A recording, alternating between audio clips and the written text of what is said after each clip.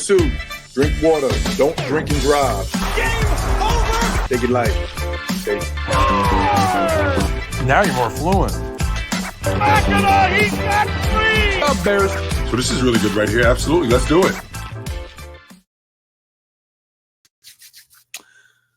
All right. Welcome back to another episode of the All American Hoops podcast. I'm your host, Chris Driscoll. Yeah, I don't know why. Yeah, I'm in a great mood today. Ready to talk some hoops. Just finished my first full week of school. I'm not really I shouldn't say finished the full week because it's been I should say it's been 5 days. Obviously, not the first full week is done yet, but very, very excited. Second week in where I'm talking about being a teacher. Wish everyone the best to the start of the school year. Now I'm talking about how we already started. But as I mentioned, episode 40. So just a couple 40s that I checked out. So Sean Kemp, one of the most underrated defenders of all time, Harrison Barnes, and of course, one of my least favorite players of all time, Udonis Haslem, who I used to think of when I thought of him, I just thought of like that jerk on the Heat that stood on the sidelines, and just went all out, which I'm not going to criticize him too much for that because you're going to cheer on your team. I'm not going to go at you too hard for that. But however, what I will go at you is for saying F. Bill Russell, the guy, who's dead now. And also for saying that this part isn't really on him. It's more so on the media for hopping on the bandwagon when he said the Celtics haven't been battle tested, which no one has ever used that word ever. And then once he said that word, everyone jumped on it because they found a new word to slander the Celtics and they just found a way. So yeah, screw you, Dennis Haslem. But yeah, those are the 40s that I could think that I actually had to dig up and look up. The only 40 that I thought of at the top of my head was Bartolo Colon, former Met legend. He was a key piece to that 2015 team that made the World Series. Speaking of which, maybe the Mets have another World Series run in them. I'm certainly not putting it off the table, despite thinking they would be awful this year. But I digress. But we got some awesome hoops to talk about today. Matt is going to be joining us in a couple seconds now. We are going to be ranking our top 10 centers. That'll be the first thing we talk about. We've been holding it off for later, but this will be the first thing we talk about. I'm excited about that. Then figure we do a new thing. We're going to do a draft of all the players in the Atlantic Division. I believe we're going to do our top 8 players, which I didn't even tell Matt that, but I hope you're listening now. And then the last thing we're going to do is the Numbers on the Board podcast. They did a hypothetical on if every team had 2 of their best player, who would be the best. So awesome episode ahead of us. Really looking forward to it. This is the All American Hoops podcast.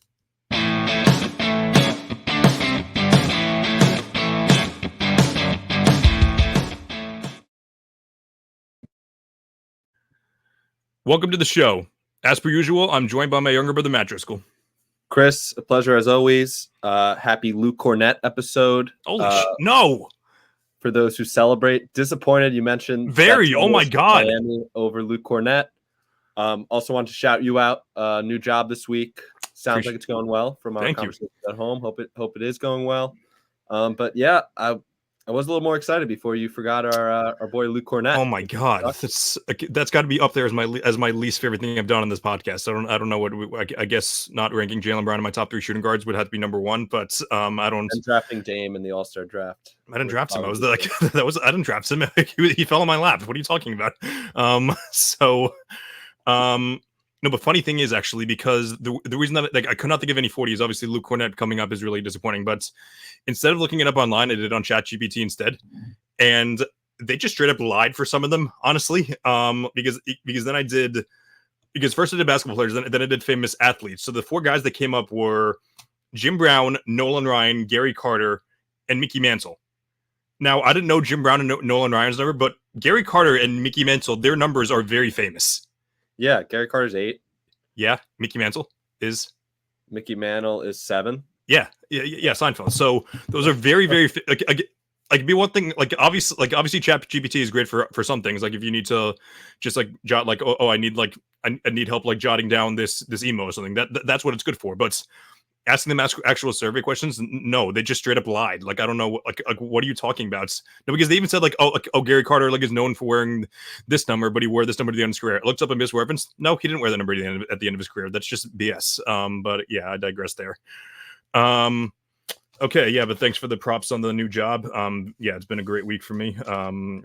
Very, very nice chick I'm involved. I'm not going to say on air who I'm with, but it's been very good. Okay, so yeah, I guess we'll jump right into things. So we'll be ranking our top 10 centers in the league today. Now, Matt, I'm sure you agree with me. This was much, I don't want to say, or not, I shouldn't say easier, but it was much, like I wasn't pulling as much teeth to rank my top 10 centers as I was my power forwards. Yeah, I feel like with a lot of these, like power forwards, small forwards, shooting guards, like really 4 through 10, not maybe 4 through 10 to stretch, but like 4 through 8 is very interchangeable. Yep. I feel like centers, I was texting a couple of my friends. I was texting a friend of the pod, Matt McCann, as well as Dean and Ryan. And we all agreed that, you know, it's kind of cut and dry. Like, obviously, we talked a little before. We didn't compare a list yet, but we talked a little before. I left someone off that you have on. So there's some things like that. But, yeah, it's definitely more cut and dry than the other positions. For sure. Yeah, so without further ado, if you want to give both your honorable mentions and your top 10 lists, you can go right ahead. All right, so like the other list, this is a projection for 2024, correct? Yes, sir. All right. So my honorable mention, it's really tough to leave him off, but he might be playing more of the 4 this year, which I took into account with the addition of Isaiah Hartenstein on the team. An honorable mention is Chet Holmgren. Another honorable mention may be the most handsome man in the NBA, Al Horford. It was very hard leaving him off, but there was a couple guys ahead of him, even in my honorable mentions, that, you know, it was tough. But yeah. With number 10, I'm going to start with a guy who I think is extremely underrated. I know he has some flaws to his game. He's not a terrific rebounder, but he's an elite shot blocker. He spaces the floor very well. A team I'm very excited to watch this year, the Indiana Pacers, is Miles Turner. At number 9, I have, you might hate this placement, but one of the best defenders in the NBA, Rudy Gobert. Again, it's a projection for 2024. At number 8, I have Alfred Sengun. I am a massive fan of Sengun. I think he's going to take a huge leap this year, especially he didn't get a contract extension in the offseason. It's kind of, you know, prove it, see where you are. I think he's not even close to his ceiling yet. I think he's going to take a ginormous leap this year.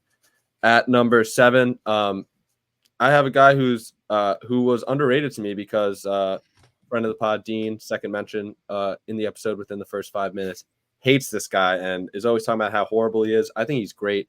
Sabonis from the Sacramento Kings. I started writing down his name when you mentioned Dean, like you Sabonis. Yes. Very, very underrated. I think he's great. At number 6, I have certified NBA champion Kristaps Porzingis.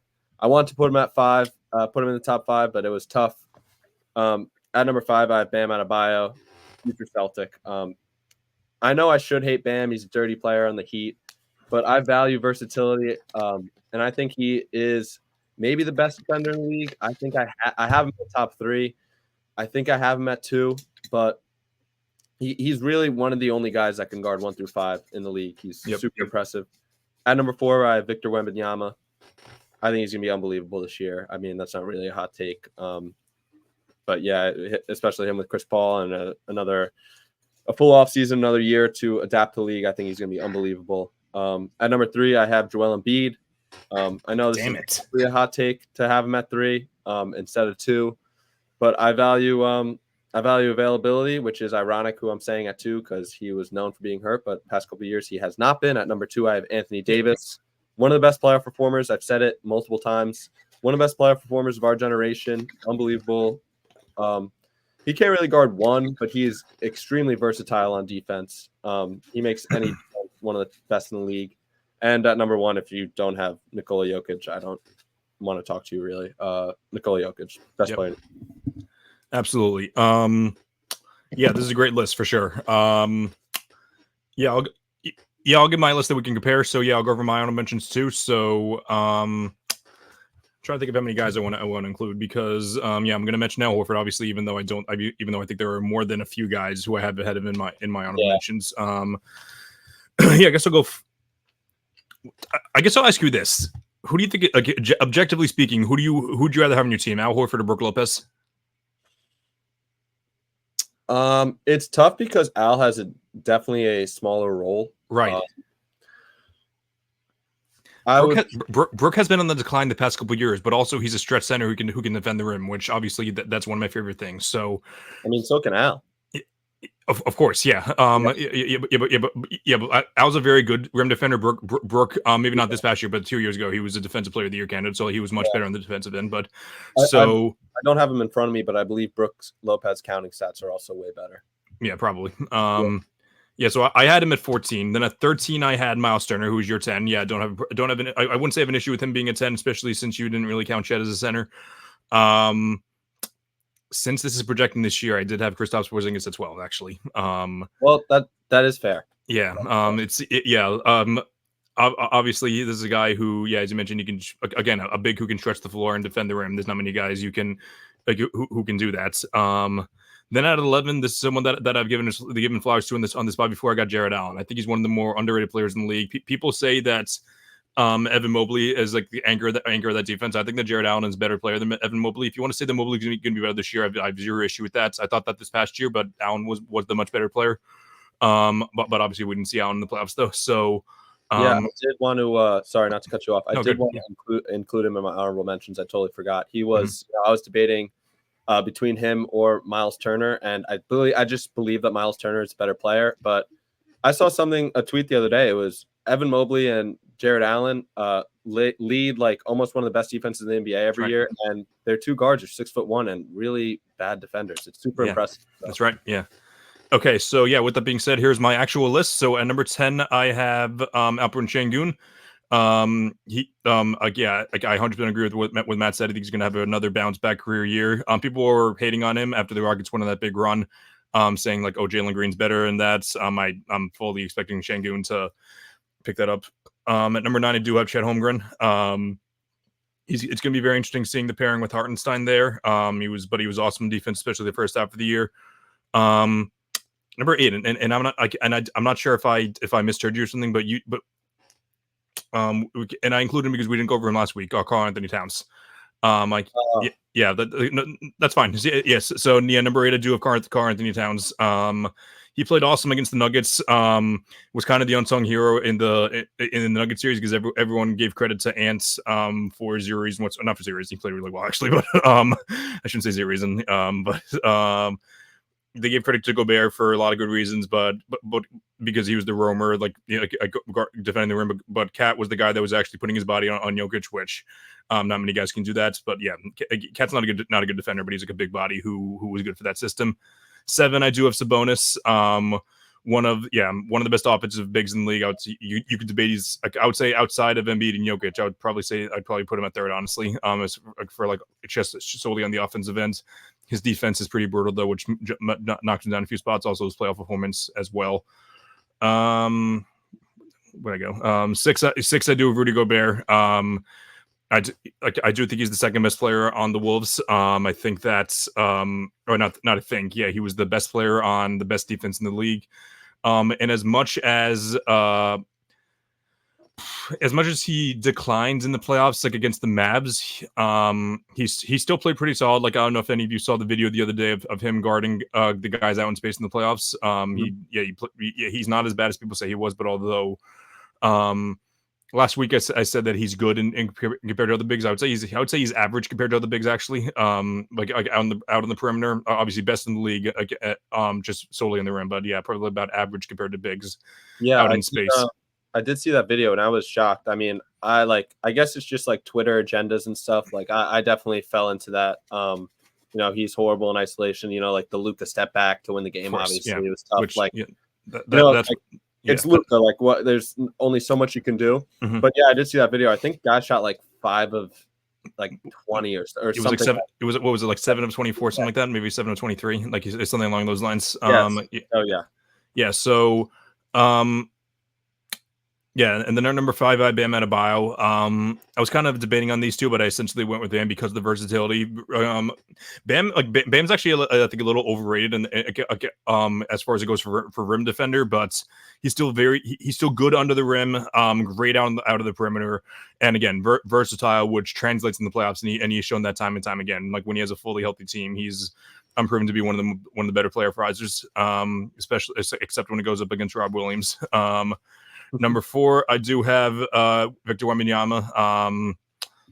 Yeah, again, it'll be. I'm interested to see what's going to happen this year because everyone expecting him, including me, to take that superstar jump. But at the same time, the Spurs are absolutely awful. So, I don't know. I'm sure I think he'll have like an awesome start to the year, but maybe towards the end of the year is where they might start to wrap him in bubble wrap, just so they can see, just so they can see like what exactly they want to do towards the end of the season.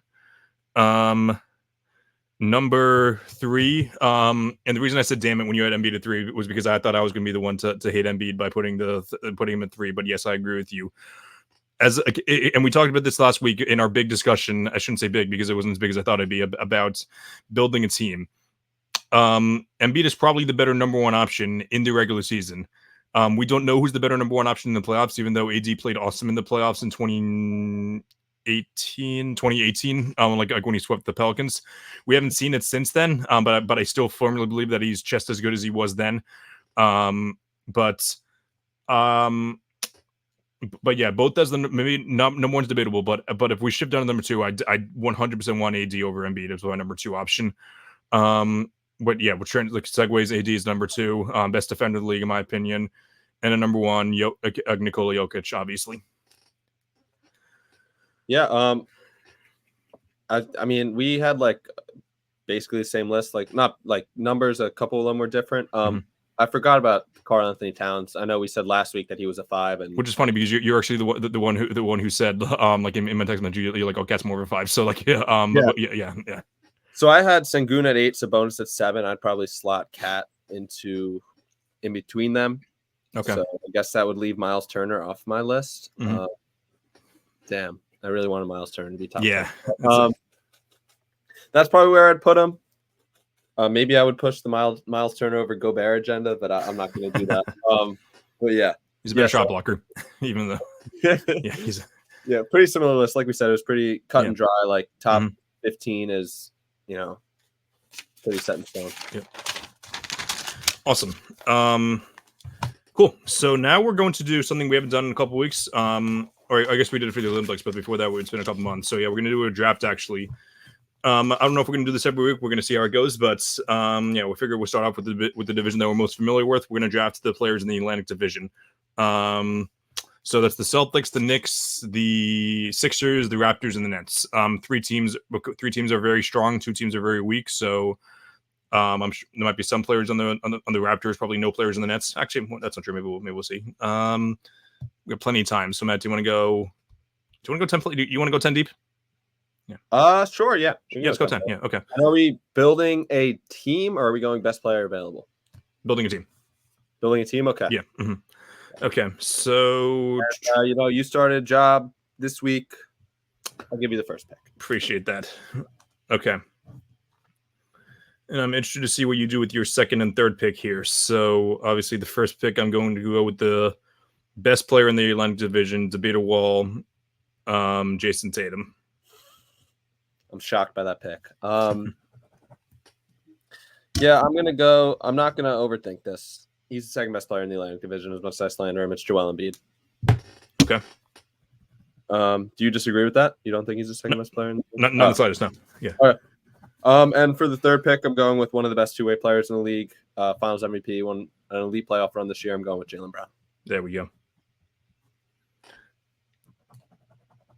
I cannot wait to do this, to like fully release my rankings because I sent you, John, and Matt my list a few weeks ago, and then we did a discussion on the shooting guards when John came on here. I am making changes to my list, and let's just say your roommates aren't going to be happy with the changes I'm making. So, but with that being said, I am going to take the guy who I've slandered a ton in the past. I shouldn't say slandered. It was more so me waiting until he actually achieved something to give his flowers. So, number 2, with my second pick in the 4th overall pick in the draft, I'm going to go Jalen Brunson.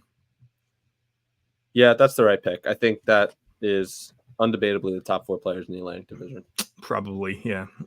And then with my 5th pick, so you got my point guard. I got my 3/4. Go with another 2. Do we go with? I think I'm going to go with. I'm going to go with I'm going to pick up my second guard here because I'm expecting him to have another great year. Unfortunately, I'm going to go Tyrese Maxey. Damn it, Chris. Damn it.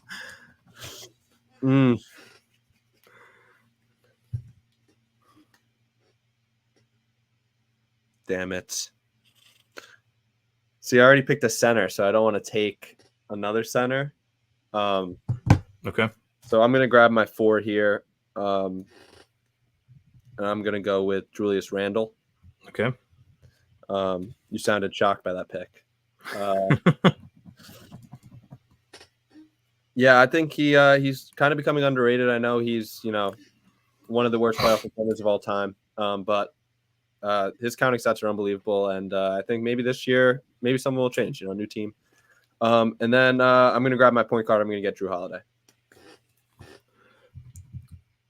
Really putting the emphasis on building a team because, obviously, Drew, I don't know if Drew's a top 10. He's a basically top 10 player of the division, but it's kind of unbelievable. Like I've really thought about it. He really started in the Olympics. That's and nobody thinks he's even close to being a top 5 player. No one thinks he's a top 12 American player. But this guy is starting in the Olympics. So it just goes to show you how much he's willing to take on a role and one of the best team players in the league. We got my 2 guards. I got my forward. So I guess I got to go big here. Probably should have waited. All right, go ahead. Okay. Had 2 guards. I got my 2. That's okay. Got my 2 guards. I got to go big. So I'm going to go with Porzingis here. Yeah. He'll be my center. Got my 2 guards. I guess I'll go with my other wing here.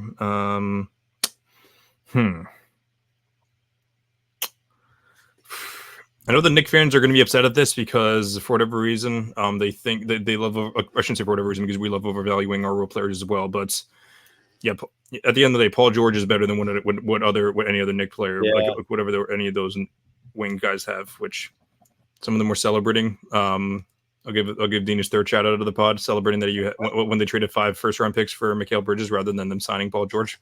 So that was interesting. Yeah. So let's see. I got Drew Holiday, Jaylen Brown, Julius Randle, and Embiid. So I got a 1, a 2/3, a 3/4, and a 5. So I should go wing here. I'm gonna go with Scotty Barnes. I love Scotty Barnes. So I'm surprised that he fell this far. Yeah, honestly, yeah.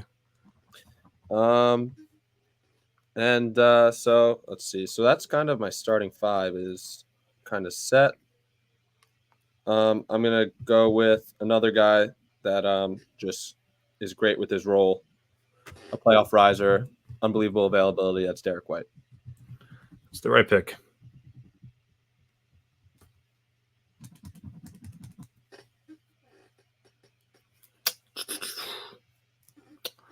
Okay, so even though it just slandered the Knicks fans for overvaluing Mikal Bridges, I'm going to go with him here. Just more wing help. If we need to stop down the stretch, it's Tatum, Paul George, Mikal Bridges switching will be very nice. And you do have Embiid, so I'm gonna pick up his kryptonite and pick up Al Horford. Damn it! I knew you were gonna take him. All right, so you took Al. Let's see. Sorry.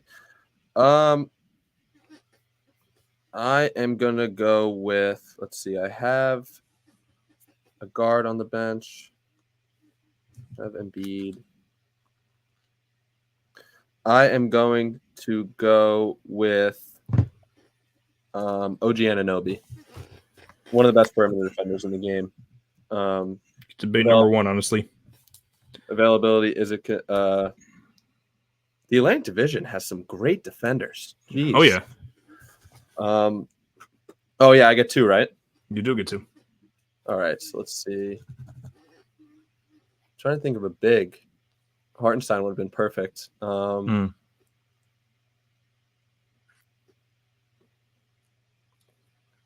know what? This guy's been great since he's been on this team. He's still a young guy. I know he was drafted a couple years ago, but RJ Barrett. Okay. Shout out to the episode. But what was that? I know I said I needed a big and then took another wing, but it's okay. episode 4. Shout out RJ Barrett. The whole episode is about him. Shout out John Cassidy, aka John from JFK. Even though he's been pretty depressed the past couple of days, like all the Giants fans. That's okay. That's why I'm happy we do a basketball podcast. So we can distract ourselves from the terror of being a Giants fan. We say that as if we don't have 2 Super Bowl rings in our lifetime, but that's okay. I was in first grade I was in kindergarten when the first one happened. So you weren't kindergarten, that's right. Yeah, no, I still remember the night. Going in. We shared bunk beds. So I still remember the night when you were still up when they won. So yeah. Mm-hmm. Yes. So I don't really count that one, but okay, got my bigs. Got my wings. I guess I'll pick up another. Go with another guard. Yeah, I'm going to go with the other guy that was in episode 4 of the American Hoops podcast, Emmanuel Quickly. And you would take RJ Barrett over Emmanuel Quickly, right? I don't know. I think I would. I think I haven't watched a film on either of them. I think the advanced stats do take Quickly over RJ because of RJ's inefficiency and everything. But yeah, defense obviously. Oh wait. Quickly's good at defense too, but I think RJ is a little better. So I don't know there. A very good defender, but RJ's size, I don't know. I can't lie, I haven't watched a lot of Raptors basketball since they've been traded, but yeah. So I was between those two. Yeah. I'm pretty sure I'm still up. Sorry. Yeah. All good. And I'll go with someone who is I don't hate him, but you and John despise him. I'll go with no way. That's the third one. Okay, yeah. I'm gonna take Josh Hart. Oh, I think if Josh Hart was a Celtic, I'd absolutely love him. Probably, yeah. Yeah. So it's just one of those guys. He's the annoying hustle, one of the best rebounding guards in the game. I don't know if you could count him as a guard. He plays like the 4 sometimes. So yeah. All right, I need another big. Because Embiid is probably going to get hurt, and I'm going to draft a guy that is definitely going to get hurt, and I'm going to go with Mitchell Robinson. I wouldn't have taken him. I would have taken another big. Who am I forgetting? Another big.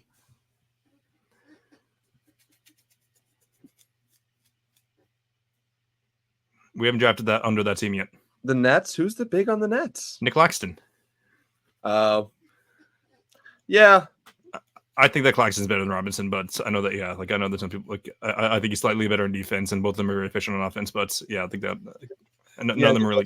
They both have flaws to their game. Yeah, for sure. Yeah. All right, I was gonna go Mitchell Robinson and Josh Hart, but you took both of them. So let's see. Mitch, I can't take Claxton now because my bench is super. All right, I'm gonna take scoring off my bench. I'm gonna take Cam Thomas. Good one.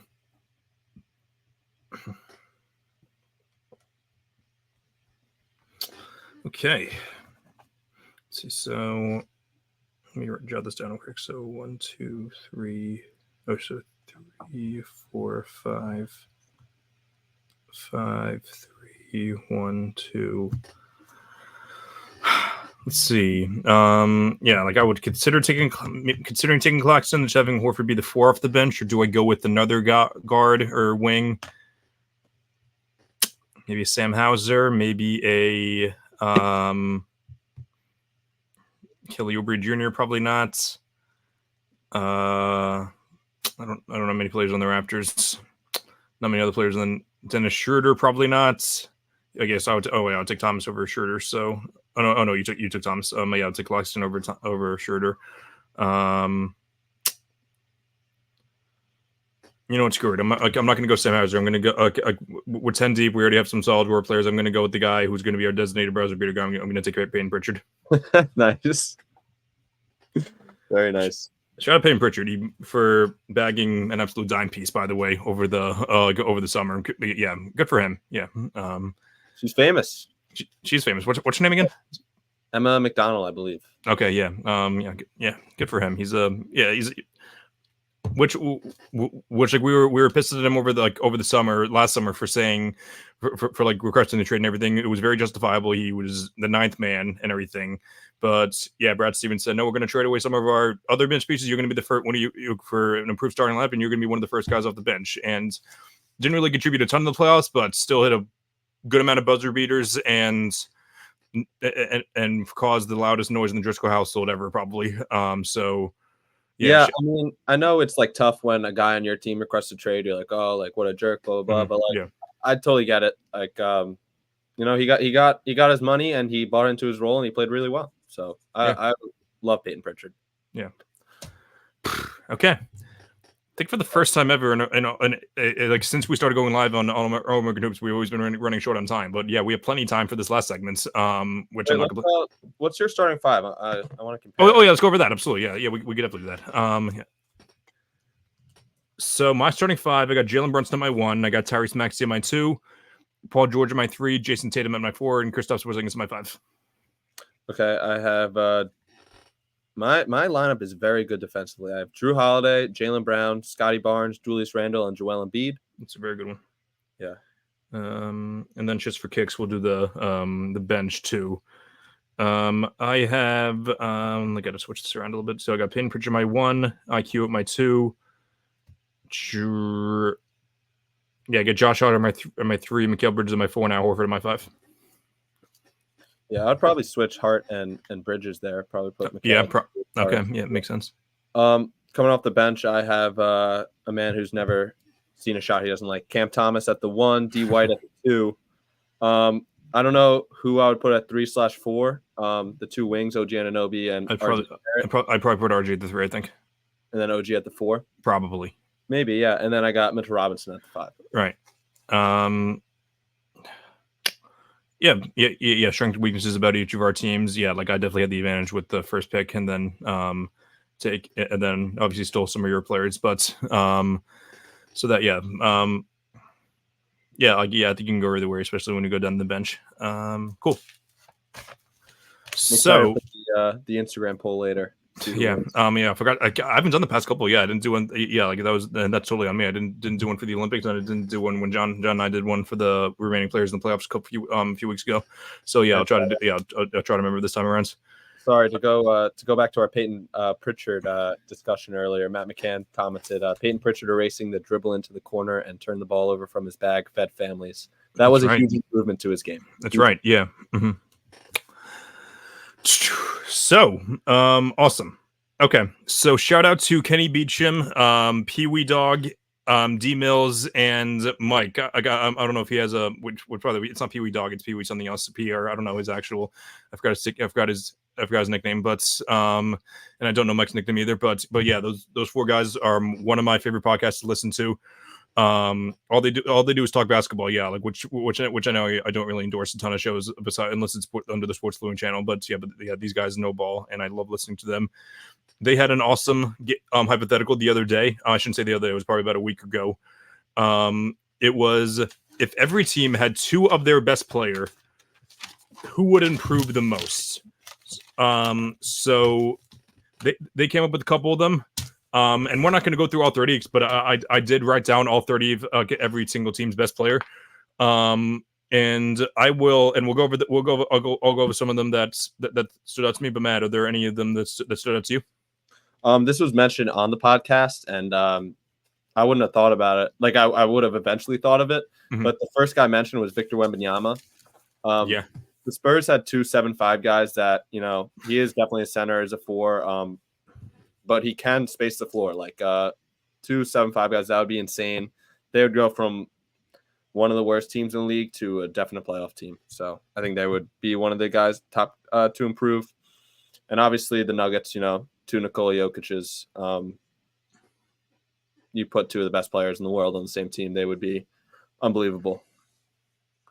100%. And I had so my friend Quinn Giblin actually sent me a text the other day of like that specific video, and we had a deep conversation about a good amount of those. So, the Wemby one does concern me a little bit, because I'm 7'5", obviously. Like nobody's going to score if they nobody's going to want to drive down the lane, obviously for obvious reasons. Wemby's not great out in space though, so that would be my main issue with him. Let's see. Are you laughing at the comment? I'm assuming. Yes. Oh, yeah, we agree, John.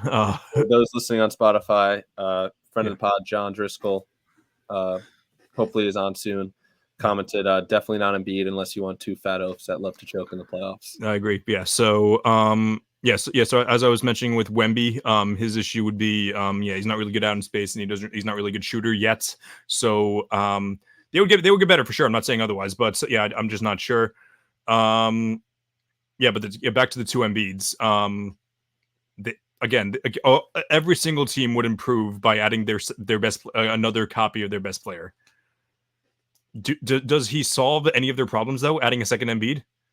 No, he's you want to add like another force in the paint, awesome. Another guy who can defend the rim. You still got a guy who flops everywhere in a big spot. He doesn't solve your closing problem. I guess we can't factor in health here because like just adding in best player, we're just doing hypothetical for how they're on the court. But yeah, he doesn't solve any of their issues. Which the second time we've hitting on Embiid today. So yeah, we got a good episode in. Yeah, 100% agree with Jokic. Defense is going to take a little bit of a hit, especially on the perimeter, but still, you got the best pass in the league along with the best post player in the league. So yeah, just Jokic can be the guy. He'll be your point center again full time. He's not in good shape enough to be the guy to like run up and down the courts. Like if it fills his own the offense, but still get Jamal Murray to take the ball off the court and then pass it up to Jokic on top of the key, and then he'll Jokic pick and roll. How are you gonna guard that? I don't know. There's really no way. Speaking of how you're going to guard that, they mentioned Steph Curry. Yeah, that is the one thing where I'm not concerned about defense at all. Yeah, you have two Steph Currys. Steph Curry and Klay Thompson were unstoppable for half a decade when they were together. That's with Klay Thompson being a guy who is not great at creating his own shots. Like Steph and Klay were awesome together because they complemented some of their roles really, really well. Jesus Christ, John. Oh, wait. So Kuzma, Jordan Poole, Nick the Riz, right? 100% agree with that, Matt's. I was thinking to go off of Matt's comment. Like, there are some teams like the Trailblazers' best player is Anthony Simons. Like, who? It was either Anthony Simons or Jeremy Grant, I think. Jeremy Grant. Like, they get better, I guess. Like, not by much. Yeah. Again, like not by, adding another Cade to the Pistons. Like, they definitely get better. Mm-hmm. Yeah, adding another Brandon Miller or LaMelo, like whoever you want, like the Hornets definitely get better. The Nets, like adding Cam Thomas, like do they is Cam Thomas the best player? Do they get better if you have two Cam Thomases on the team? I don't know. I don't think you do. Like I don't think they get better. I think they get better with adding another Nick Claxton. I'm not sure either. It's tough. Besides like a Jokic, or I know you said like adding another Embiid wouldn't answer the Sixers' questions, but I think the Sixers get way better with two Embiids. It's tough to do centers because, like, yes, they mentioned this, like, even like two Giannis's, like, obviously defense is elite. Like, it's two Giannis's, like, it's insane. That team will take like 45 free throws a game, but who, like, they kind of get in the way of each other. Like, the space, like, it's tough the spacing. I mean, like, if your best player is a wing, like, obviously, like, two Jason Tatum, like, it's, they're everyone says portability now, but okay, like, so really huge in this situation. Yeah, let's try to stick to one at a time, just so we can stick to. No, that's fine. Yeah, I didn't specify that in the beginning. But centers are definitely tough. Yeah, adding another Jokic, adding another Embiid. I think Jokic is different because he's a whole another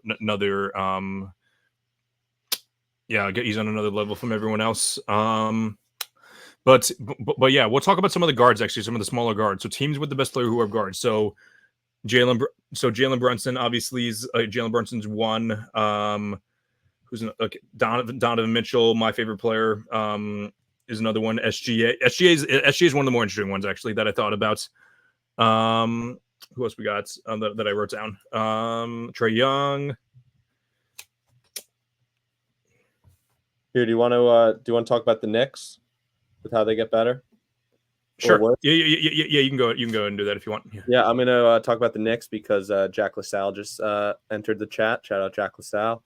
The Knicks obviously get way better. I think Thibodeau would play both of them all 48 minutes a game. So I think they'd be dead by the two Jalen Brunsons would be dead halfway through the season. But defense would definitely take a hit. They do a good job hiding one Jalen Brunson. I think it would be tough to hide two Jalen Brunsons, but I think that team would lead the league in charges. the league in charges, have a good amount of steals. Just one thing that's not mentioned is adding another shot creator is going to be huge for them as well. So yeah, while defense is a massive concern, your team is going to have a ceiling if you have two liabilities as your defensive backcourts. And it's not like the Cavs where they have two elites rim defenders. Mitch Robinson is a great defender, but again, off the court issues, Precious Achiuwa would have to be that guy. Thank you, Jack LaSalle, for that very nice comments. I got to stay on top of this. Yeah, uploading some of the comments on here, so I appreciate you, Jack, there. Which I love seeing Jack's face whenever I upload that picture, that thing here. So since City Sports, whoever that is, thank you for tuning in. 48 minutes a game, sometimes playing all 83 games. Definitely, that's right.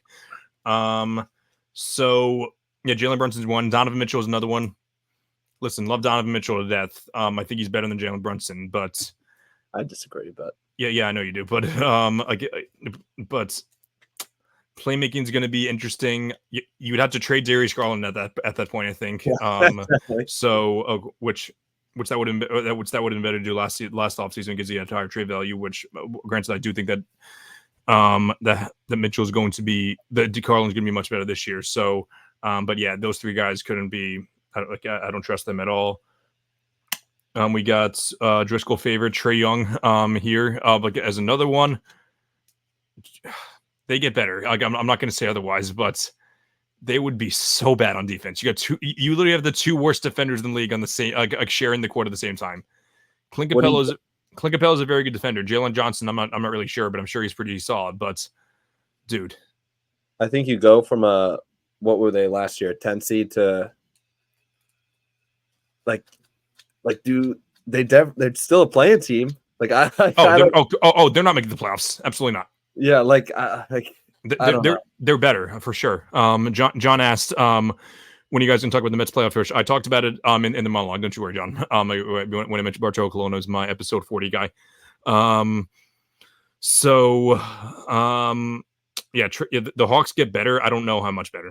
John thinks they get worse. So I'm not really. It's like what we said before about guys getting in the way of each other. We mentioned it with centers, but a guy like Trae Young has to have the ball in his hands to, I guess his off ball offense is not very good. It's not bad. He can still shoot the ball pretty well. He's always presenting.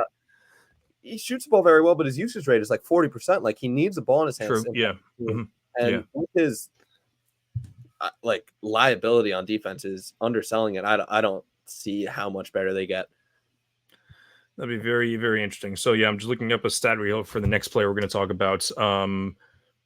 Guy who took a massive, massive, massive jump this year. Actually, last year was the bigger jump, but also this year as well. Shai Gilgeous-Alexander. I'm trying to think of what he shoots from three. His shooting kind of been like Tatum, a little inconsistent. So his best shooting year was in 2021, where he shot 42% from three. Then a big dip in 2022, only 30%. How many games did he play in 2022? I guess only 56, but there was only 35 in 2021. So that was kind of an outlier year. And then since then, it's been pretty consistent at, I just scrolled over, it's at 35%. So 35% both years, 34.5 and then 35.3. So he's another one.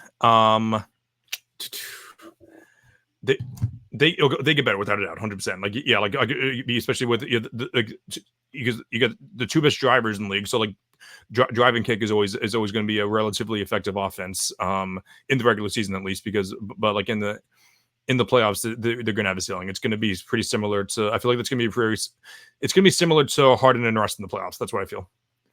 I don't really know about that. SGA played awesome in the playoffs this year, and I feel like, he isn't an awful 3-point shooter by any means. I think no, he's not. 35% is what's league average from three. I think that's pretty close to league average, if not above. Let me check. That's another one.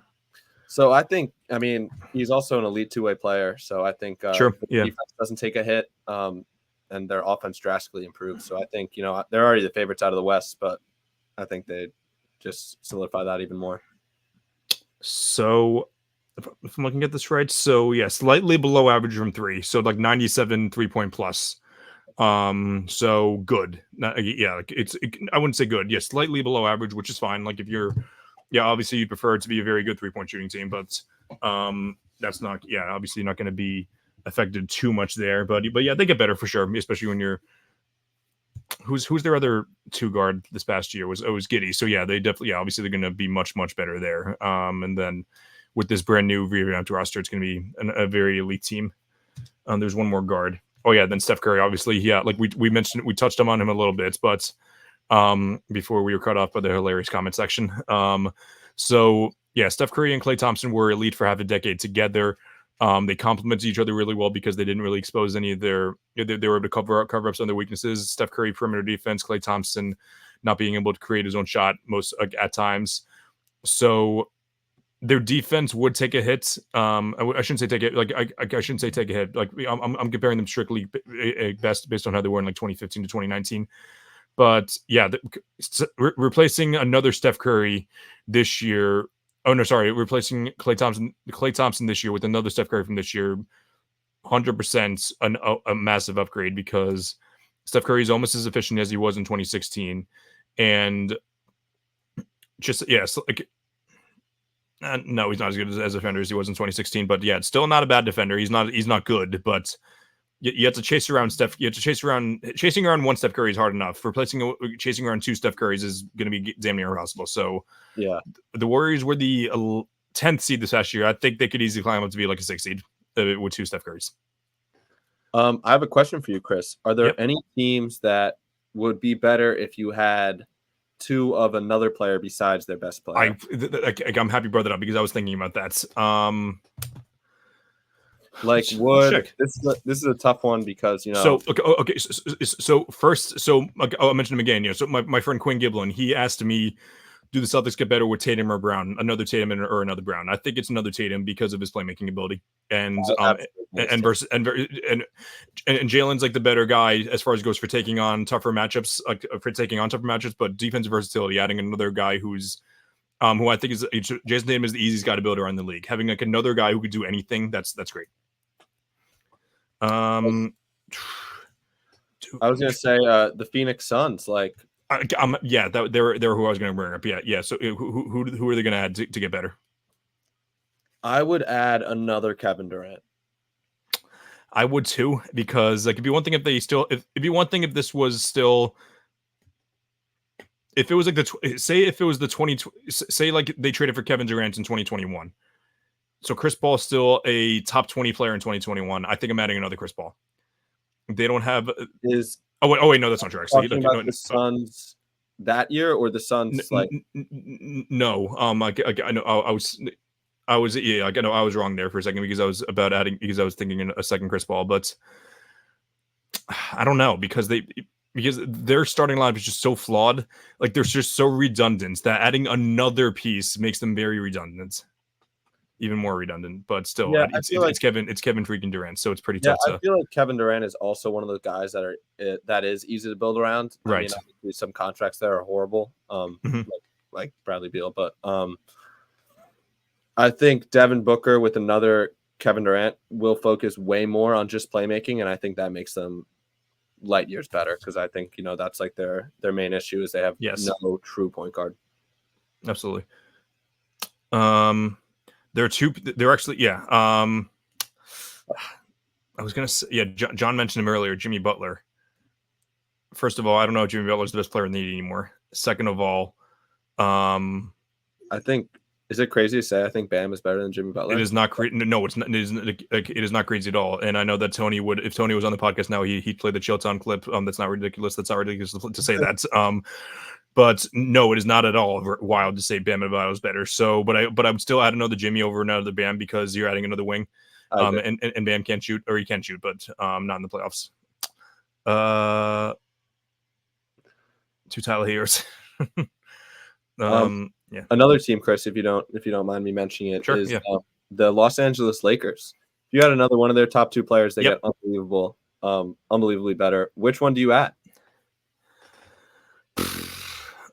I add LeBron.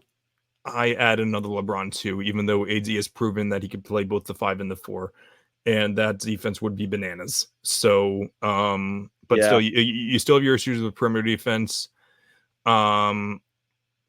If they could add AD and then replace Reeves or D'Lo with like another shooter, and then have with I shouldn't say shooter, with like another like solid wing piece, like a which I know I'm going to sound like a Lakers fan here because like I'm coming up with an unrealistic scenario of the Lakers somehow getting like an all-star wing, but they can get like another solid wing, like an OG, or bridge a little too high, but it's like an OG, and LeBron running the points. Like LeBron would be the point guard in this ideal scenario, with AD being the 4 and the 5. So that's, I think, LeBron at the 1 and then AD at the 4 and the 5 with some okay wing pieces. That's the team that's at the top of the West. Yeah, I think LeBron is an average 3-point shooter now. That's right. Yeah, that is correct there. It is kind of like what I said with the Suns. Like if one of the LeBrons just focused on being the point guard, and then another one focused on being LeBron James. That's right. You know, it would be unbelievable. Mm-hmm. Forgot to mention that in the comment section, Jack LaSalle is a known Anthony Davis hater. Oh, I didn't know that. Okay, one of the biggest I've ever met. So, okay, yeah, that used to be me. I like Anthony Davis now, but who are we missing that we haven't talked about yet? We didn't talk about the Mavericks adding another Luka Doncic. They get better, but they get way better. Yeah. Their defense takes a massive hit, and again, it's another issue of, do they start Luka, Kyrie, and Klay Thompson? I would love that. I would love that. And that douchebag Derek Lively Jr. at the centerpiece. I've never seen a guy go on a victory lap from losing in the goddamn finals. Screw that guy. Yeah, like when I first heard of Derek Lively, like it was a nice story. He has like a nice story about him and his mom, and then like he likes playing with Legos, and I'm like, all right, like cool, I can like this guy. Like he shot 100% from the field in the Western Conference Finals. He's a lob threat. And then he just started talking a bunch of. What is he like? What do you say this? Like, what do you say like this past couple weeks? Like he said something about Tatum. I forgot what, but like. Well, he mocked the "we did it." Oh, that's right. Yeah. If a player on my favorite team mocks somebody about their final celebrations after beating my favorite team in the playoffs, I would have launched my phone off the Tappan Zee Bridge. I feel like that. Like I feel like when the Celtics lost the Heat, I feel like somebody said something. I forgot. Like I feel like I'm making it up, but like I feel like there was a scenario where like I was. You know what it was? The Celtics were down 3-0, and then like Smart and Brown were like saying something like kind of snippy to the media. I'm like, guys, shut up! Like we're down 3-0. But yeah, so I was like pissed off at that. I couldn't imagine being a Mavs fan saying like, dude, what are you doing? Ugh. That wasn't my least favorite thing Lively said the past 2 weeks. The other day, he was talking about how Gobert was unplayable in the Western Finals. He was unplayable in the finals. I get people are like, oh, you're going after a rookie. Yeah, don't talk smack about Rudy Gobert. Mouth, yeah. You were clamped by a small forward, but that's our Derek Lively tangent for the episode. Okay. Get back to the matter at hand.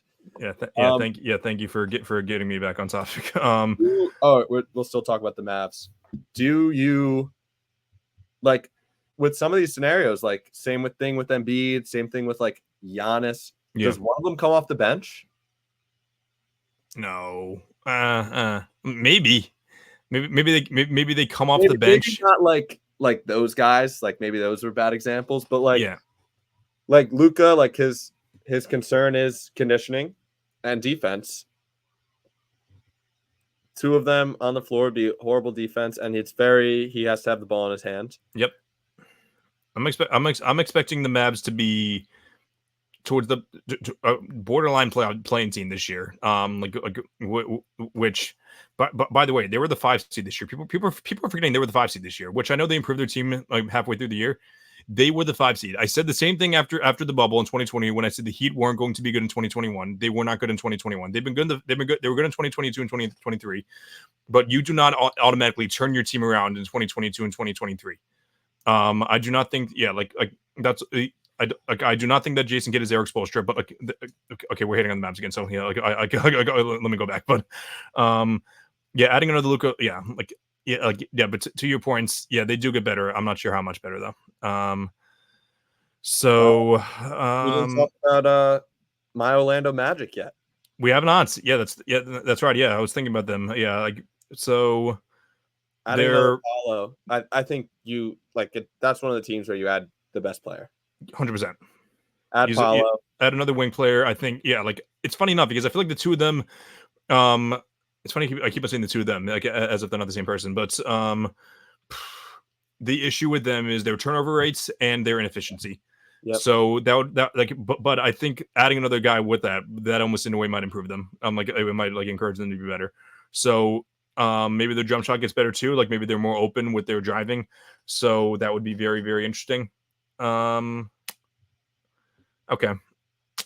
Yeah, we got a few minutes here. So you brought up Rudy Gobert. We'll talk about his best teammates, Anthony Edwards.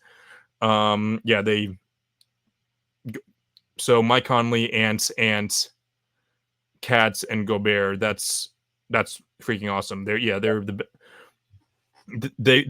I think they lost 4-1 to was it 4-1 or 4-2? I think it was 4-1 to the Mavs. I think they flipped that series very, very easily with adding another Ant.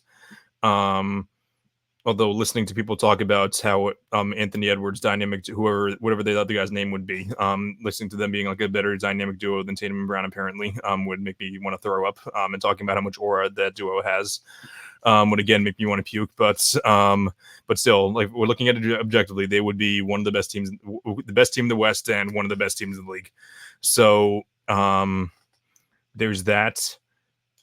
And I'll mention this team, even though he'd be injured all the time. 2 Kawhi Leonards would be disgusting.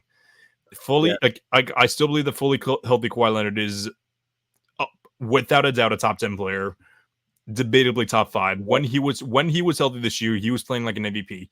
Having 2 of those guys, which I know people are going to say like, oh, Kawhi and Paul George weren't the same. Kawhi Leonard is above and beyond Paul George, and adding a second player of him. This was a guy who like when I had Hoop Venue on, he talked about this. It's not that he was just like efficient in his shot making. He was also just like handling the ball extremely well. Wasn't really turning the ball over and playing all league defense. 2 Kawhi Leonards would be filthy. Kawhi Leonard was, when he was playing healthy this year, you said MVP candidate. Arguably, this is crazy, but a top 3 player. No, it is not crazy. Like he was unbelievable. Yep. Mm-hmm. Okay. There was 1 week where I had the Clippers at number 1, like in my bi-weekly power games. That just made me very excited. I'm pumped to do that again because I shout out Primetime Sports Talk, man, because they haven't really reached because they haven't really given me crap for not writing articles for them the past few weeks. But we talked about most of the teams that I wanted to. I think. We mentioned the Hornets briefly. I would definitely add Brandon Miller ahead of LaMelo Ball, even though LaMelo is probably the better player. Again, you're adding another wing. No one else really comes to mind. Scotty Barnes would be fun because the Raptors stink, and just adding another young player would be a lot of fun. Who do you add for the Chicago Bulls? They said Kobe White, but they said Kobe White, and I don't know who else would be a good option. I mean, it would be Zach LaVine probably, but I don't know. What team is the best team in the league with everyone having the 2 of the best players? Is it the Celtics? Am I just overthinking it, or I don't know if you're I might be overthinking too, but adding another Jason Tatum would be awesome. Derek White would be the 6-man, would be the guy. I don't know if Derek White's interesting, and I know we're running out of time here, but like Derek White would be someone who is Derek White just great in his role as the 3rd, 4th guy, best guy in the court? Could he lead a second unit? Yes, he could, but I feel like he'd be much more efficient in that starter's role. Same thing with Drew, so that would be the one issue. But yeah, it would be either the Celtics or the Nuggets, I think. Maybe the Timberwolves too. Maybe the Timberwolves. Yeah, the Timberwolves are another one. The Warriors wouldn't be at the top of the West, but they would be a playing team. Playoff team. Was it? The Lakers would be up there. The Lakers 100% be up there. Who are we missing as best players in the league? Giannis and Luke would be tough. The Knicks. You disagree? Fuck the Knicks. That's what. Okay, and last comments. And I 100%. I low key agree with this. Matt McCann have Tatum to lead the bench unit. That'd be disgusting. Yes, it would be disgusting. It's not the worst thing in the world though. It would be a lot of fun. And then have the closing lineup of him. Tatum, Malcolm Brogdon, and like those 3 scrubs were able to be the best like unit ever. So that would be amazing. So, okay, all right. That leads us to the end of the episode. This has been another episode of the All American Hoops podcast via Sports Fluence. Follow Sports Fluence at Sports Fluence on Instagram, Twitter, and TikTok. Also follow the All American Hooper on Twitter, Instagram, and TikTok as well. We go live every Tuesday at 6:00. Where Matt, thanks very much for coming on the show. Again, we're very excited to NBA season coming up. We're coming up on close to a month until the season starts, so we're very happy about that. There's been another edition. In the comment section. What was that? Oh, shout out, John Driscoll, Matt McCann, Jack LaSalle, Sand Surf City, whatever that guy was. Sports. Yeah, appreciate that. All right, thank you very much, everyone, and hope you have a great night.